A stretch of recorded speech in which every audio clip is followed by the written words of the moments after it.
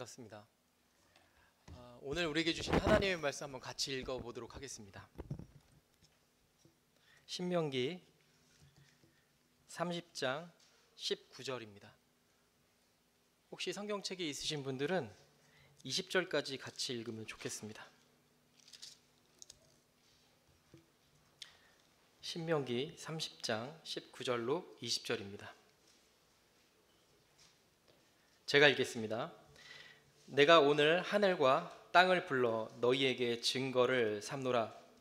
내가 생명과 사망과 복과 저주를 내 앞에 두었은즉 너와 내 자손이 살기 위하여 생명을 택하고 내 하나님 여호와를 사랑하고 그의 말씀을 청종하며 또 그를 의지하라. 그는 내 생명이시뇨 내 장소이시니 여호와께서 내 조상 아브람과 이삭과 야곱에게 주리라고 맹세하신 땅에 내가 거주하리라. 아멘. 앞뒤 좌우로 사랑합니다, 축복합니다 인사하겠습니다. 네, 사랑합니다, 축복합니다. 네, 여러분 인생에서 가장 어려운 선택을 해본 경험이 한 번쯤은 있으실 거라고 생각합니다. 물론 저도 있습니다. 최근에 정말 어려운 선택을 한 가지 해야 되는 상황이 왔습니다. 저희 막내 하라가 사랑이가 더 좋아, 하라가 더 좋아. 와, 정말 제 인생의 최대 위기가 찾아왔습니다. 야, 이건 반칙이다. 저는 그렇게밖에 말을 할 수가 없겠더라고요. 이거 반칙이다, 하라야. 어떻게 사랑이랑 하라랑 둘 중에 하나를 선택하라 그러냐. 너네 둘은 하나 아니냐. 아니랍니다. 우리 하나가 아니래요. 그래서 제가 반문을 했어요. 하라야, 그러면 행복한 걸 선택할래? 아니면 행복을 포기하고 아빠를 선택할래? 우리 하라가 이렇게 대답하는 거예요. 아빠를 선택할래? 이러는 거예요. 그래서 왜 아빠를 선택하는데?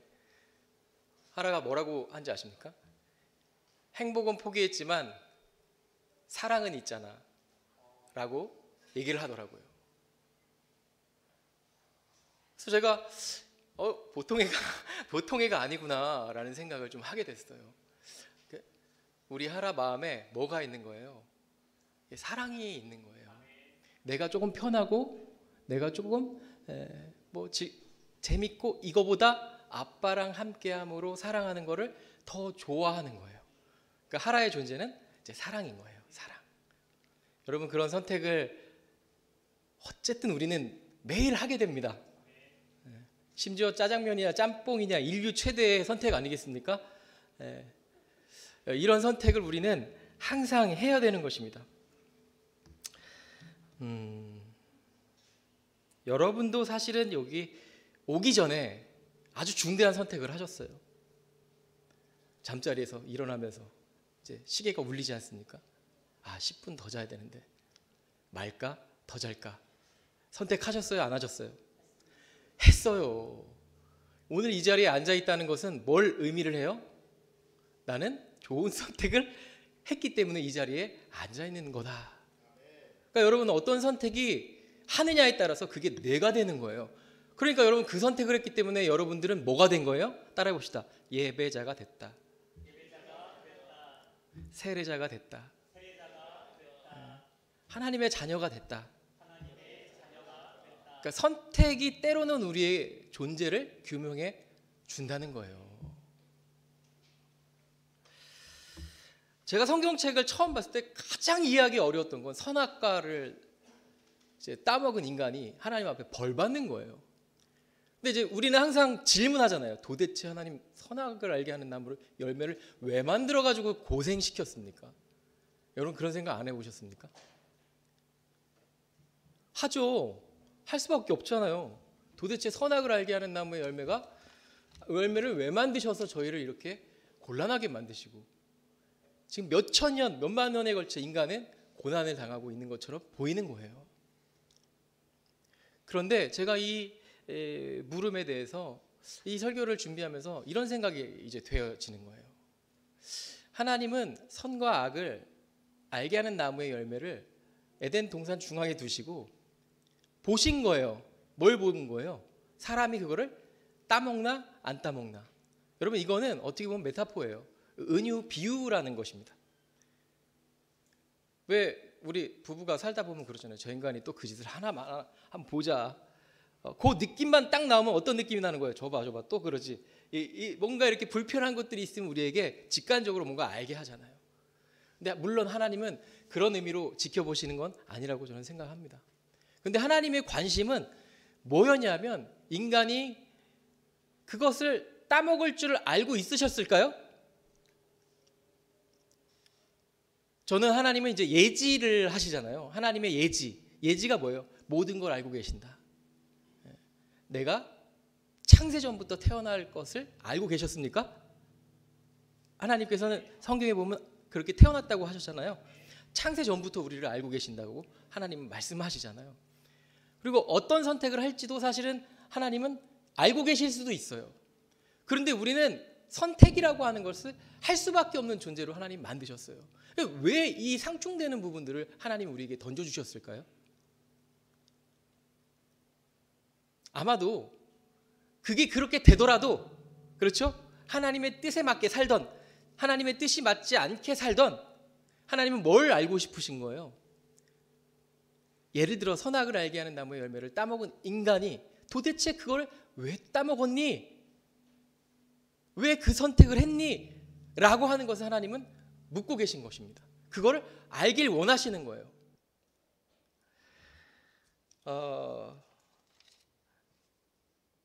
오늘 본문을 보면 하나님이 생명과 사망이라고 하는 이 두 가지를 우리에게 주세요. 또 뭡니까? 생명과 사망, 복과 저주. 예. 세상에 누가 저주를 선택하겠습니까? 세상에 누가 죽음을 선택하겠습니까? 그래서 뭐라 그럽니까? 하나님이 너는 살기 위해서 생명을 선택하라. 그러면 살 것이다. 우리는 때로는 하나님의 구원이 예정되어 있다라고 하는 예정론이라고 하는 큰 어떤 논리를 가지고 있습니다. 그런데 어떤 사람들은요, 이 예정론을 운명론하고 비슷하게 생각하는 거예요. 그러니까 내가 구원받기로 운명돼 있어. 이미 다 정해져 있는 거예요. 그러니까 전도도 할 필요가 없어. 라고 하는 역사가 우리 기독교 역사 중에 있습니다. 그런데 여러분들, 하나님은 운명이라고 하는 것을 우리에게 이렇게 다 정해진 삶을 각자 살게끔 마치 로봇처럼 프로그램이 짜여져 있는 것처럼 그렇게 살게 하셨을까요? 그렇기 때문에 이것을 이해하기 위해서 많은 신학자들이 성경을 보니까 뭐라 그러냐면 예지 예정이라고 하는 것들을 발견을 했어요. 그게 뭐냐면 어떻게 될 줄을 하나님은 알고 계신다라고 하는 거예요. 사랑하는 여러분들, 우리가 하나님 앞에 살아가는데 살아갈 때마다 어떤 선택을 할 때 이 선택을 하게 되는 것을 하나님은 알지도 몰라요. 그렇죠? 저는 안다고 생각해요. 그러나 하나님이 궁금해하시는 것은 왜 그 선택을 했을까라고 하는 거예요. 우리는 뭔가를 선택을 하잖아요. 그런데 그 선택에 이유가 있잖아요. 그리고 그 선택 때문에 내가 어떤 존재가 되잖아요.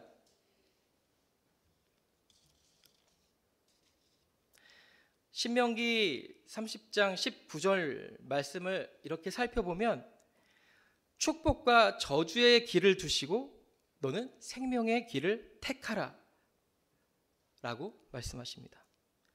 내가 하나님을 선택하면 그 선택이 너를 만들어 갈 것이다 라고 하는 것입니다. 여러분, 사도행전 21장에 사도 바울의 일화가 하나가 있습니다. 굉장히 열심을 내서 복음을 전하던 사도 바울에게 한 가지 큰 결정을 하게 됩니다. 그게 뭐냐면 예루살렘으로 가겠다라고 하는 결정입니다. 예루살렘 선교와 로마 선교를 앞두고 있는 사도 바울의 마음엔 부푼 꿈이 있었습니다. 근데 그때 때마침 아가보라고 하는 선지자가 있었습니다.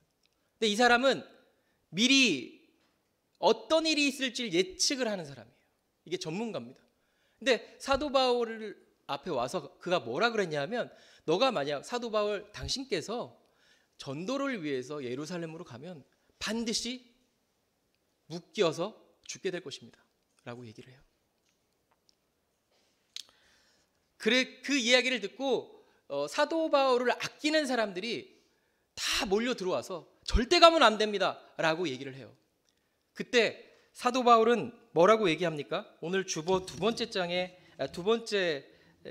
사도행전 21장 13절 말씀이 좀 기록이 되어 있거든요. 한번 읽어볼까요? 자, 시작. 나는 주 예수의 이름을 위하여 결박당할 뿐 아니라 죽을 것도 각오하였노라. 아멘.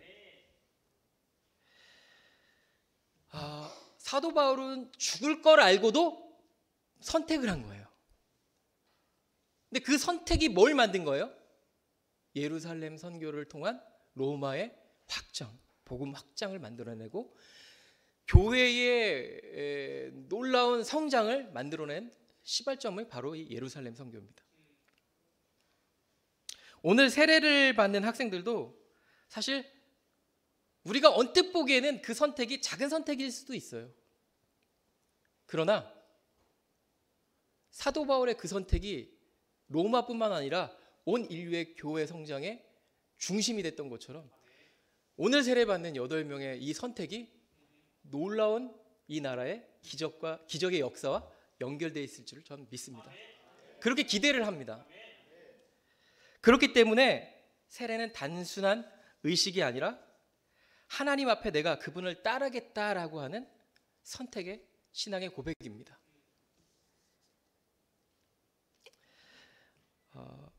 하나님의 계획 속에서 그 계획이 이미 정해져 있는데 우리의 선택이 어떤 의미가 있을까? 제가 PPT를 준비했는데요. 혹시 PPT 준비가 되어 있나요? 네. 두 번째 겁니다. 네. 하나님의 계획 속에서도 선택의 순간이 있다. 이미 정해져 있는 것, 그 정해져 있는 것에서도 하나님은 우리는 뭔가를 선택하게 하십니다. 영화 매트릭스의 한 장면을 보면요, 네오가 주인공인데요, 이 네오가 예언자를 찾아갑니다. 그래서 그에게 자기의 운명에 대해서 묻습니다. 그때 예언자가 네오에게 이렇게 물어봐요. 너 이 캔디 먹을래? 라고 물어봅니다. 그때 네오가 뭐라고 물어봤을까요? 아니, 당신은 내가 먹을지 안 먹을지 다 아는데 왜 이 캔디를 주면서 나한테 먹을래 안 먹을래 물어보십니까? 라고 해요. 그때 그 예언자가 뭐라 그러냐면, 나는 너가 이 캔디를 먹을지 안 먹을지 궁금하지 않아. 그런데 왜 그 선택을 하는지 그게 궁금해. 내가 너가 이 캔디를 먹을지 안 먹을지 다 알고 있지만 너 마음속에 왜 그 캔디를 먹을지 나는 그게 너무나 궁금해 라고 하는 거예요. 하나님이 이미 다 계획되어 있는 운명과 같은 우리의 인생 속에서 우리는 뭔가를 선택해야 된다라고 하는 숙제를 주셨습니다. 근데 그 숙제 속에서 우리는 하나님 앞에 무엇인가 보여드릴 수 있어요. 그게 뭐냐면 우리 마음의 중심이에요.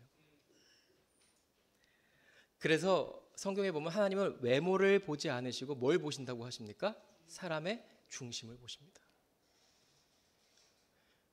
우리가 어떻게 행동하는 거 하나님 관심이 많으십니다.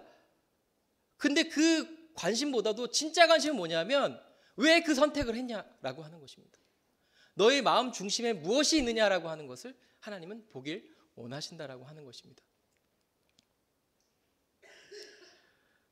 우리의 선택은요, 곧 우리의 정체성을 형성합니다. 한번 PPT 보여주실래요? 그 다음 겁니다. 이 정체성이라고 하는 것은요, 우리가 어떤 존재인가라고 하는 것을 보여주고 있습니다. 그래서 맨 밑에 보면 뭐가 있어요? 선택이 있습니다. 우리가 뭔가를 선택하면요, 네 번째 뭐죠? 행동하게 됩니다. 그러니까 선택을 해야 행동하게 됩니다. 자, 그 다음 세 번째 뭐예요? 그 선택이 습관으로 우리에게 자리 잡게 돼요. 자, 그 다음 두 번째는요, 그게 인격으로 굳혀져요. 마지막으로 뭐예요? 이제 사명자가 되는 것입니다. 사명자가 갑자기 되는 게 아닙니다. 사명자는요, 이 선택이라고 하는 것으로부터 시작이 되는 것입니다. 사명자는요, 늘 선택을 하게 되어 있습니다. 근데 이 선택이 하나님의 선택이 되는 거예요. 하나님을 믿는 여러분들은 오늘 하나님을 선택했기 때문에 이 자리에 오신 것입니다. 이것이 삶의 습관이 되고요, 이것이 내 삶의 정체성을 결정하게 합니다. 그래서 결국 나를 사명자로 만든다라고 하는 것입니다. 여호수아서 24장 15절에 보면 여호수아가 이스라엘 백성에게 이렇게 말해요. 오직 나와 내 집은 여호와를 섬기겠노라, 이렇게 말해요. 근데 여러분, 이 고백을 우리는 아주 유심히 봐야 됩니다. 왜냐하면 이 여호수아라고 하는 분은 출애굽 당시 이스라엘 백성이 모세를 중심으로 하나님과 언약을 맺은 것을 지켜봤던 사람이에요. 그것 소위 뭐라 그러냐면 호렙산 언약이라고 합니다. 이 호렙산 언약은 1세대 언약입니다. 근데 여러분들, 이게 지켜지지 않으니까 어떻게 했어요? 가나안에 들어가기로 약속하고 출애굽을 했던 사람들이 결국 가나안에 못 들어가고 어떻게 해요? 광야에서 뺑글뺑글 돌다가 다 죽게 되는 것입니다. 이것을 목격했던 모세는요, 다음 세대들이 곧 가나안에 들어갈 걸로 보였습니다. 판단을 한 거예요. 그래서 어떻게 해요? 모세는 이스라엘 백성 전체를 모여서 어떻게 합니까? 또 하나님과 언약을 맺게 합니다. 이 언약을 맺게 한 게 바로 2차 언약이에요. 이 2차 언약은 모압 평지에서 이루어집니다. 이 모압 평지 언약은요, 1세대들이 들어가지 못하는 가나안, 1세대들이 경험했던 하나님을 바로 2세대들이 경험하지 못했기 때문에 다시 하나님과 재언약을 시켜주는 장면입니다. 이때 오늘 우리의 주인공인 여호수아도 있었습니다. 자, 그러면 이 여호수아가 세겜 언약이라고 합니다. 이 오늘 여호수아서 24장에 있는 이 언약은 세겜 언약인데요, 이건 바로 3차 언약입니다. 이건 뭐냐면 가나안을 정복하는 과정 속에서 이제 가나안에 정착하는 다음 세대들을 보게 되는 것입니다. 그래서 가나안에 정착할 그들이 뭐 하는 거예요? 하나님과 다시 언약 맺는 장면을 보여주는 것이 바로 오늘 이 장면입니다. 자, 여호수아는 1세대부터 이 3세대까지 관통하고 있는 지도자입니다. 사명자예요. 그가 말년에 이제 다음 세대들에게 이 신앙의 유산을 전달해 줄 때 무엇을 전달해 주면 좋을까라고 했을 때 바로 하나님을 선택하라라고 하는 것입니다. 그래서 나는 오직 여호와를 섬기겠습니다라고 하는 이 신앙의 선택의 모습을 그들에게 보여준다라고 하는 것입니다. 사랑하는 여러분들, 우리의 선택은 단지 선언이 아니라 우리의 인생과 우리의 가문을 하나님께 드리는 헌신이 되는 것입니다. 오늘 세례받는 학생들도 같은 결정을 내렸습니다. 이 선택이 단순한 한순간의 결심이 아니라 계속해서 믿음의 길을 가겠다라고 하는 헌신이 될 줄 믿습니다. 기독교의 역사도 마찬가지입니다. 우리가 기독교 개신교의 시작점을 뭘로 보냐? 보통 루터로 보지 않습니까? 루터는 1517년 종교개혁을 시작하는 선택을 했습니다. 그는 로마 카톨릭의 부패를 보고 95개조 반박문을 비덴베르크 성당 문에 붙이며 개혁을 외쳤습니다. 당시 굉장히 그것은 위험한 선택이었지만 그의 선택이 결국 기독교 역사를 바꾸는 거대한 개혁 운동으로 이루어졌습니다. 오늘 세례를 받는 여러분들도 개인의 선택과 개인의 신앙 고백이지만 이것이 여러분 가문의 여러분들의 인생의 가장 중요한 선택이 될 줄 믿습니다. 저는 오늘 세리자 분들을 사실 다 알지는 못합니다. 그래서 제가 이름을 받아왔어요. 정시우, 맞나요? 차시우, 배동현, 이상건, 김동현, 김동진, 그리고 박용민, 박정우, 맞나요? 이렇게 8명.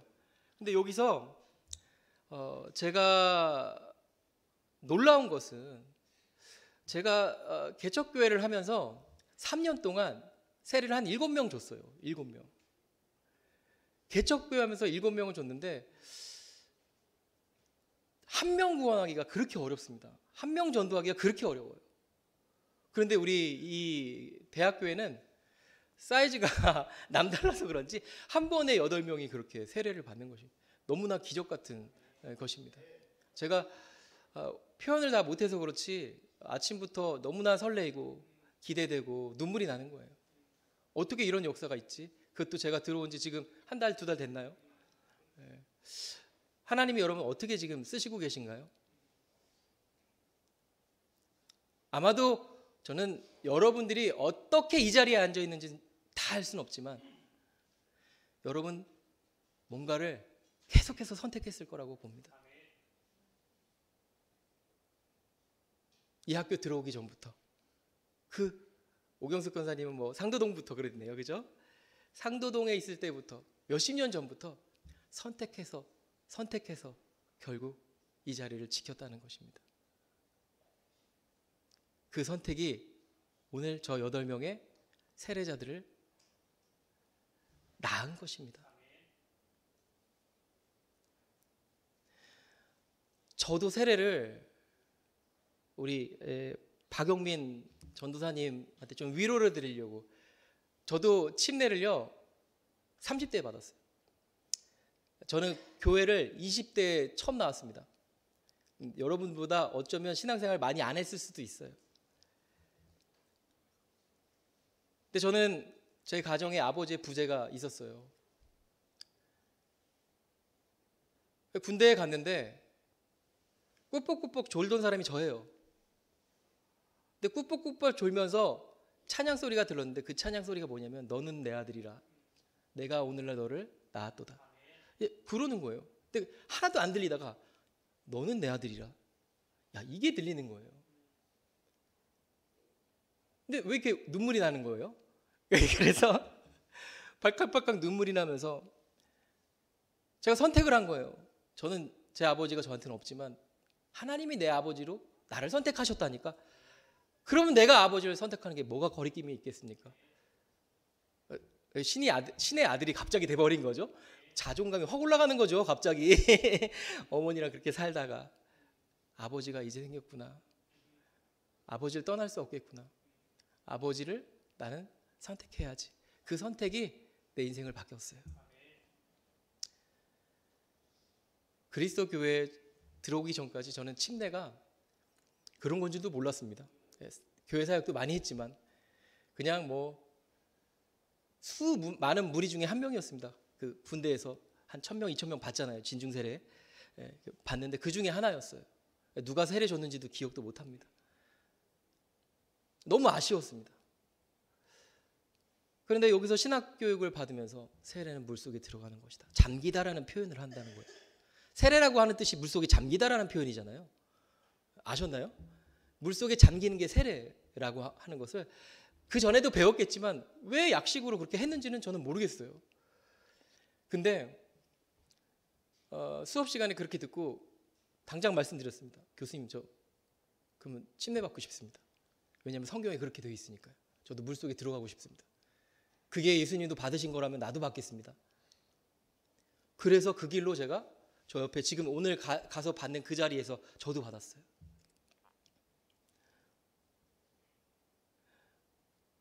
그게 30대입니다.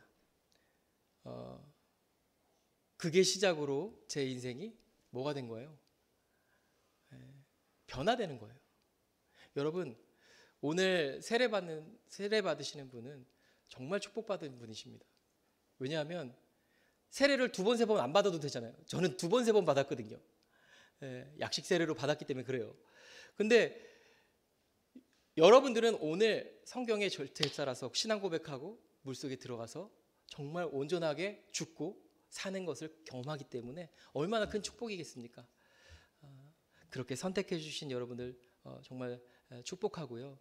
우리 이 대학교에 특별히 최희성 목사님과 함께 그 일을 진행하게 하신 하나님을 찬양합니다. 말씀을 마무리하려고 합니다. 우리는 선택해야 합니다.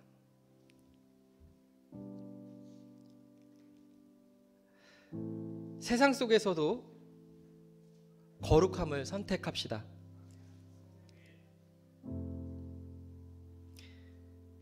미움보다는 화해와 용서를 선택합시다. 아마도 이 자리엔 여러 고민들을 가지고 있는 분이 있을 거라고 저는 생각합니다. 그런데 여러분, 선택합시다. 하나님을 선택합시다. 나 자신의 욕심보다 하나님의 뜻을 먼저 구하는 삶을 선택합시다. 세례를 받은 성도들로서 믿음 안에서 성장하는 삶을 선택합시다. 잠시 기도하겠습니다.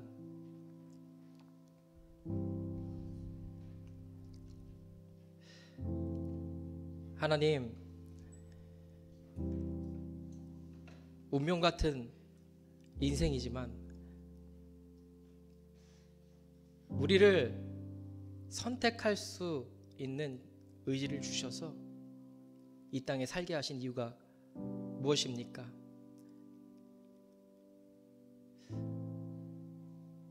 사는 길이 있고 죽는 길이 있는데 사는 길을 선택할 수 있는 자유의지를 주셨습니다. 오늘 우리는 죽음의 길이 아니라 사는 길을 선택합니다. 그 사는 길은 바로 하나님이십니다. 하나님을 선택하고 나아가는 우리 성도들에게 성령께서 함께하여 주시옵소서. 오늘 세례를 받는 8명의 하나님의 자녀들에게 하나님의 은혜와 사랑이 늘 함께 하시고 오늘 이날 선택이 저들의 인생에 가장 큰 자랑거리가 될 수 있도록 복되게 하여 주시옵소서. 우리 모두가 한마음 한뜻으로 비록 우리를 위해 죽으신 예수 그리스도의 놀라운 사랑에 항상 부족한 마음이 있지만 그렇지만 그럼에도 불구하고 그것을 목표하며 선택하며 십자가의 길을 걷는 우리 성도들 될 수 있도록 은총을 베풀어 주옵소서. 감사드리며 예수님의 이름으로 기도드립니다. 아멘. 우리 하나님께 영광의 박수 올리겠습니다.